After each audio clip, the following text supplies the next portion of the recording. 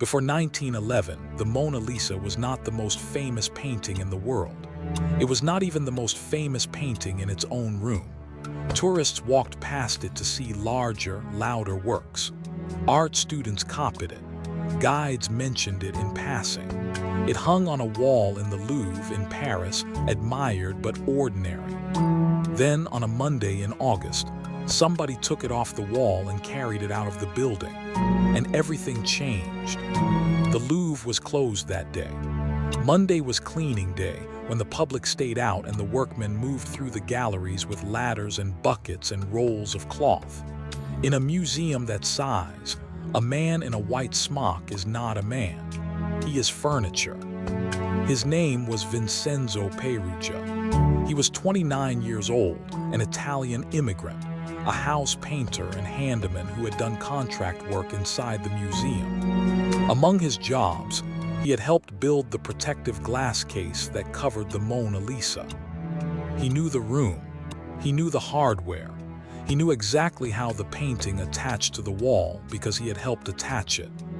That is the part of this story that historians keep returning to. The Louvre was not defeated by a criminal mastermind. It was defeated by a contractor who had read the instructions. He entered the museum the night before in his work clothes and, according to the accounts, spent the night inside a storage closet. When the building emptied, he simply walked out of it and into the Salon Carré where she hung. The painting people imagine is enormous. It is not. The Mona Lisa is painted on a poplar panel roughly 30 inches tall. Framed and cased, it weighed enough to be awkward, but one determined man could carry it. He lifted it off its 4 iron pegs, took it into a stairwell, and removed the panel from its frame and glass. He left the empty frame on the stairs, where it was found later that week, a detail that made every newspaper in Europe. Then he wrapped the panel, tucked it under the white smock, and walked toward a service door. Here the story becomes almost comic. The door would not open. Accounts from the period say the handle had been removed, and that Peruggia was standing there in a locked stairwell, holding the most valuable object he would ever touch. A plumber came down the stairs. He saw a workman struggling with a stuck door, and he did what any decent tradesman would do. He opened it for him. Some versions say he even said good morning. Vincenzo Peruggia walked out of the Louvre with the Mona Lisa under his arm and disappeared into the streets of Paris. And nobody noticed, not that hour, not that day. Museum staff who saw the blank space on the wall assumed the painting had been taken upstairs to be photographed. The photographers had a habit of borrowing works without much paperwork. The gap was noted, shrugged at, and left alone. It was not until the following day, Tuesday, around noon, that somebody asked the photographers to bring her back, and the photographers said they did not have her. What followed was one of the largest manhunts of the century. The French border was watched. Ships leaving for New York were searched. The Louvre closed for a week, and when it reopened, the police were still combing the building. Detectives worked outward from the frame in the stairwell, and they had a thumbprint. The trouble was that French police files at the time were indexed by right hand, and the print on the glass was a left thumb, so the man who left it stayed invisible in their own archive. Their suspects were spectacular. The poet Guillaume Apollinaire was arrested and jailed for several days because of an earlier scandal involving statues taken from the Louvre. He implicated his friend, a young Spanish painter named Pablo Picasso, who was brought in for questioning and reportedly wept. Both men were released. Neither had anything to do with it. And then there was the interview nobody remembers making. Police went door to door through the list of people who had worked inside the museum. They reached the room of an Italian handyman on the Rue de Louvre. They spoke to him. They looked around. They left. The Mona Lisa was in the room. She was lying in a wooden trunk with a false bottom, under his tools and his clothes. roughly 2 miles from the wall she belonged to. Now here is the strange thing, the thing that makes this story matter more than the theft itself. When the Louvre reopened, people came in numbers the museum had never seen, and they did not come to see the art. They came to see the empty space. Thousands of them queued to stand in front of 4 iron pegs and a rectangle of unfaded wallpaper. Photographers sold pictures of nothing. Newspapers printed the blank wall on the front page.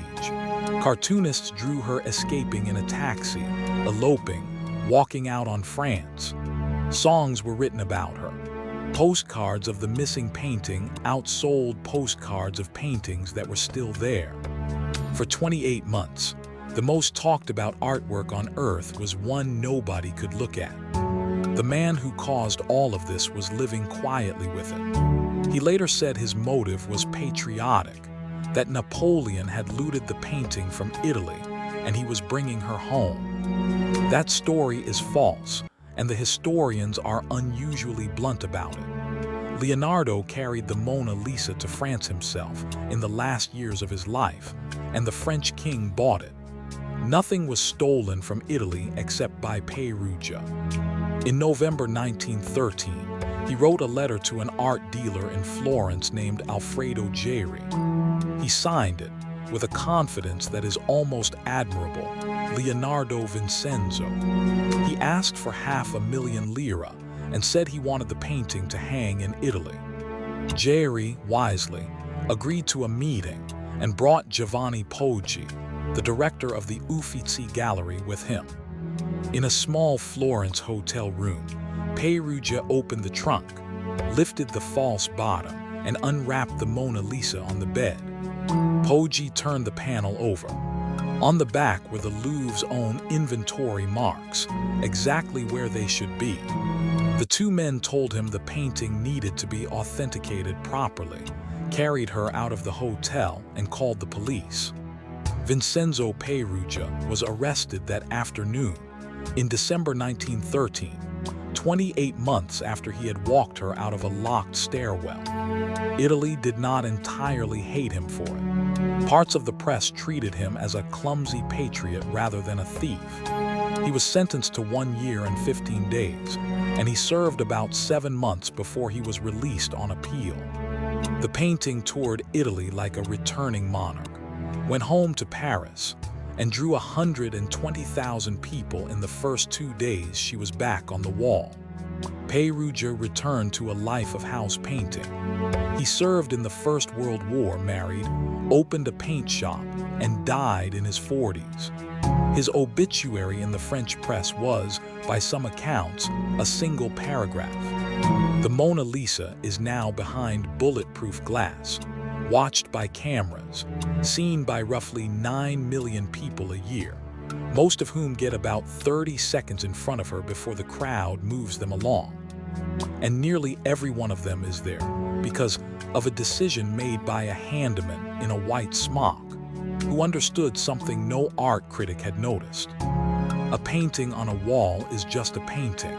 A painting that has vanished is a story, and people will always queue longer for a story. This has been undertold, a true story every day. Subscribe, there is always another file.